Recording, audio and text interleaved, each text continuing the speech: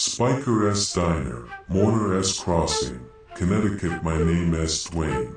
I've been running the kitchen and the graveyard shift at Spiker S for 12 years now. John Spiker owns the place. I run the 11 to 7, keep the grill hot, keep the coffee moving, and make sure the things that come in after midnight get treated with the right kind of respect.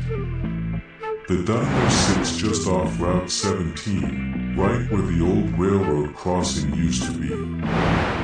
They paved over the tracks a long time ago, but on foggy nights you can still hear the low rumble of wheels that aren't really there. Mourner S. Crossing holds on to things. Most locals 1T touch the 11 to the 7. They say it's too quiet. I know better.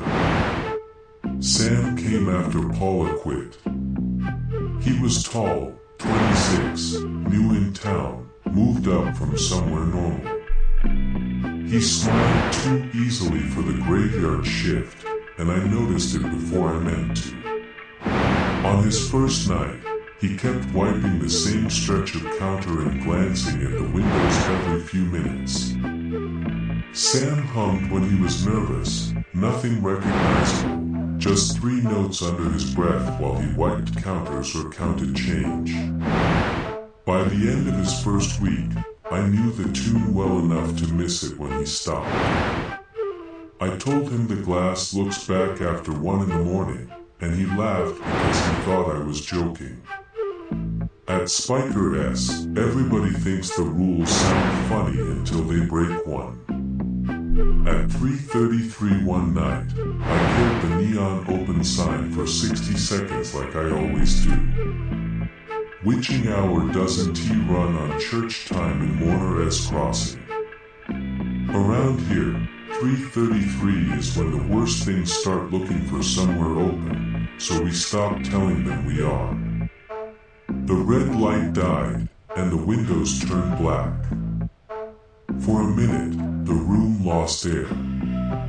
Even the grill stopped popping. Sam looked up from the coffee station and said my name, but I put one finger to my mouth and watched the second hand on the clock. Outside, something moved through the fog. I don't mean something walked past. People walk past. Animals move. Cars roll by with their headlights smeared white in the mist. This was different. The fog thinned around a shape too tall for the sidewalk and too narrow for a body. It stopped in front of the door, close enough that the handle gave a soft click. Sam took 1 step toward it. I grabbed his wrist and held on until the clock gave me 60 seconds. When I flipped the sign back on, the buzz came back wrong, and a trucker in booth 4 looked up from his eggs and asked, calm as hell, you smell blood. We didn't tea, Sam touched his nose anyway.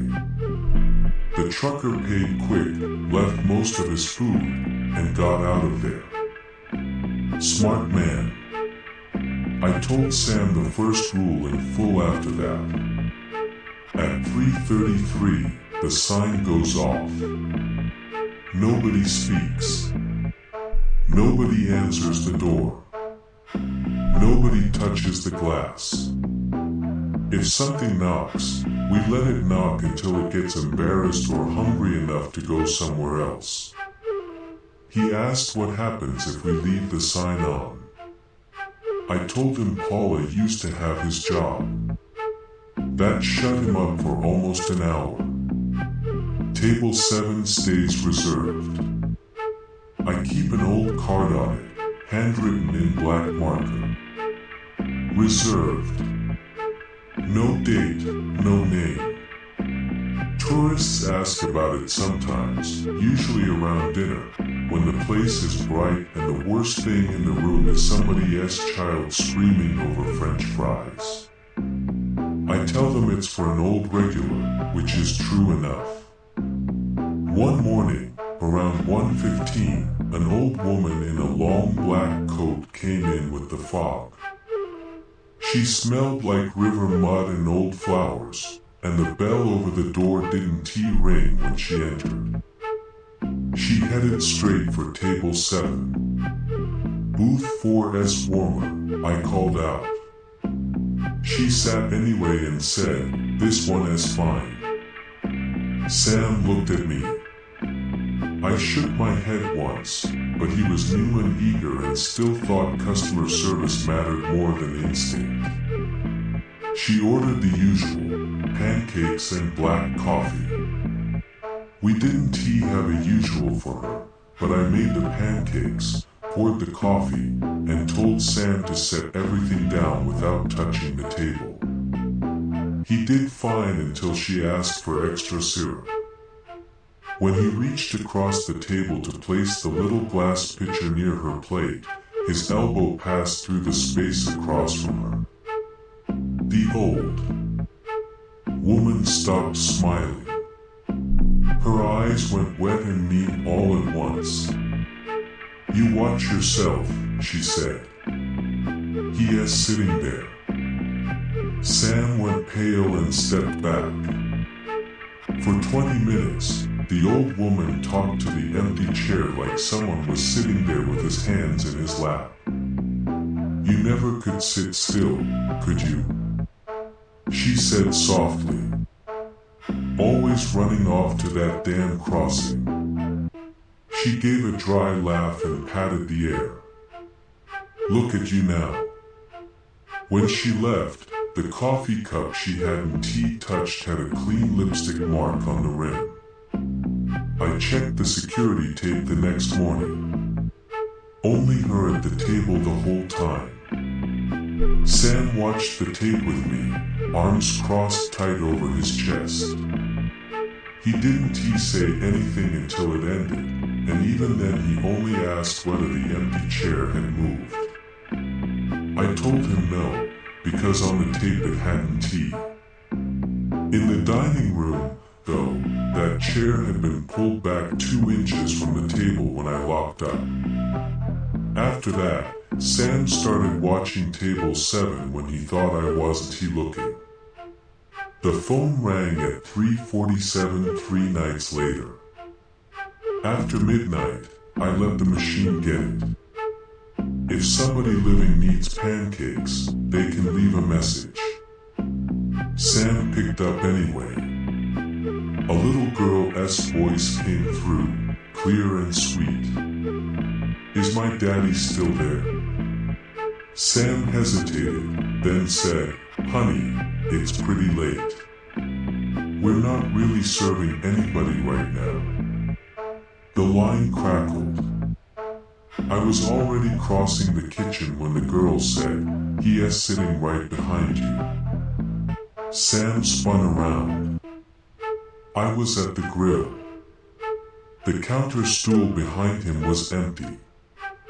The girl whispered, "Tell him I'm coming soon," and hung up. Sam dropped the phone, and blood poured from his nose all over his shirt.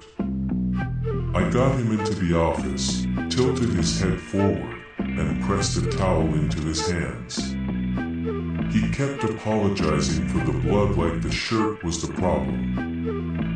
I told him if he apologized again, I'd put him on dish duty until sunrise. He almost smiled at that. Almost.